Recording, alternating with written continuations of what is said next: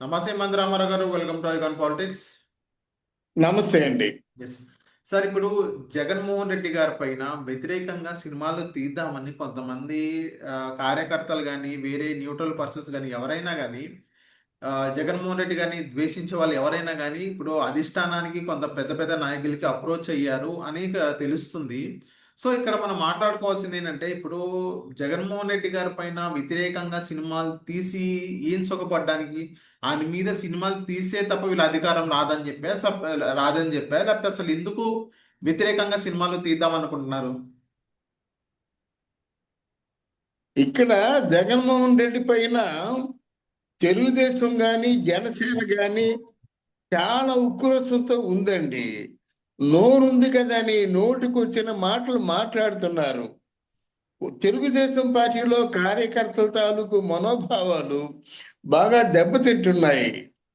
చంద్రబాబు నాయుడు గారు తీసుకుంటున్న యాక్షన్ ఏమిటో ఎవరికి కార్యకర్తలకే కాదు, మా పోటీ వాళ్ళకు కూడా అర్థం అవటం లేదు. ఏదో జగన్మోహన్ రెడ్డి చేశారని మేము చేస్తామంటే పుణ్యకాలం కాస్త గడిచిపోతుంది. ఆ పుణ్యకాలం గడిచిపోయిన తర్వాత ఈ చంద్రబాబు నాయుడు కాదు కదా, ఎవరు ఏమి చేయలేరు. ఆయన ఒక పక్కేమో మనుషులను పట్టుకొని పోలేరమ్మకి బలిచ్చినట్టుగా బలిస్తామని చెప్తున్నట్టయితే మీరు మీనమేషాలు లెక్క పెట్టుకుంటూ కూర్చోవడం ఎంత మాత్రము సమంజసం కాదు.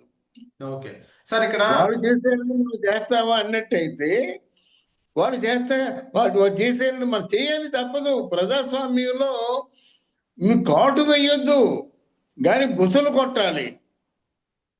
కాటు వేయొద్దు, కాటు వేయడం తప్పు, కానీ బుసలు కొట్టి హడదెచ్చించడం బెదిరించడం మాత్రం అవసరం.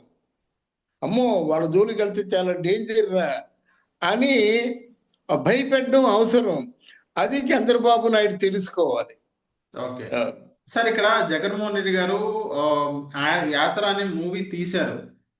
అది చంద్రబాబు నాయుడు గారి పైన కానీ కొంచెం వ్యతిరేకంగానే కొంచెం మూవీలో ఉంది. సో అలాంటి సినిమాలే మళ్ళీ ఇప్పుడున్న కూటమి నాయకులు జగన్మోహన్ రెడ్డి గారి పైన తీసే యోచనలో ఉన్నారని తెలుస్తుంది. సో ఈ జగన్మోహన్ రెడ్డి గారి పైన మళ్ళీ సినిమాలు తీస్తే వాళ్ళు చేసిన తప్పే మళ్ళీ వీళ్ళు చేస్తారని అనుకోవచ్చా? ఇక్కడ జగన్మోహన్ రెడ్డి చెప్తున్నాను కదండి, ఈ 4 సంవత్సరాలు కూడా ఆంధ్రప్రదేశ్ రావణ కాష్టంలా మారిపోతుందండి. విధ్వంసం చెలరేగిపోతుందండి, అంతర్యుద్ధం జరుగుతుందండి. ఎక్కడైనా శవం ఉంటే అక్కడ వాలిపోతాడండి రాబందులాగా. శవము లేకపోతే అక్కడ ఉన్న వాళ్ళే శవాలుగా మార్చి ఓదారుస్తాడండి. ఇవన్నీ మన కళ్ళకు కనిపిస్తున్న నగ్న సత్యాలు. వాడి గురించి ప్రత్యేకించి చెప్పవలసిన అవసరం లేదు. ఈ 4 years అలాగే గడుపుతాడు. వీళ్ళు చేతగాని తనమనే చెప్తారన్నమాట. అరే తప్పు చేసే వాళ్ళకి పనిష్మెంట్ ఉంటుందండి. పనిష్మెంట్ లేకుండా మీనమేషాలు లెక్క పెడుతూ కూర్చుంటే ఎలాగవుతుందండి? ఇప్పుడు చూస్తున్నారు కదా, పోలీసులు కొడుతున్నారండి, పోలీసుల మీద తిరగబడుతున్నారండి. ఒక డిఎస్పీ ఏసీపీ ర్యాంక్ వాడి మీద తిరగబడుతున్నారు, పోలీసులు తోసేస్తున్నారు, పోలీసులు కొడుతున్నారు.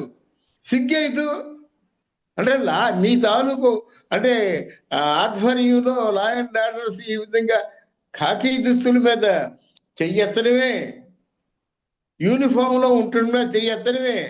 వాళ్ళకి పనిష్మెంట్ ఉండొద్దండి. పనిష్మెంట్ లేకపోతే వాళ్ళు రేపు పొద్దున్న లా అండ్ ఆర్డర్స్ ని ఎలాగండి సంరక్షిస్తారు? ఎలా సంరక్షించాలని మీరు కోరుకుంటారు? ఇంతవరకు వచ్చింది కదా, పోలీసులు కొట్టినంత వరకు వచ్చింది. పోలీసులు అంటే మామూలు కానిస్టేబుల్ అంటే భయపడి పారిపోతున్న రోజుల నుంచి డిఎస్పీ రేంజ్ లో ఏసీపీ రేంజ్ లో ఉన్న వాళ్ళని చాచి చెంప పగలు కొట్టే రేంజ్కి వచ్చారు.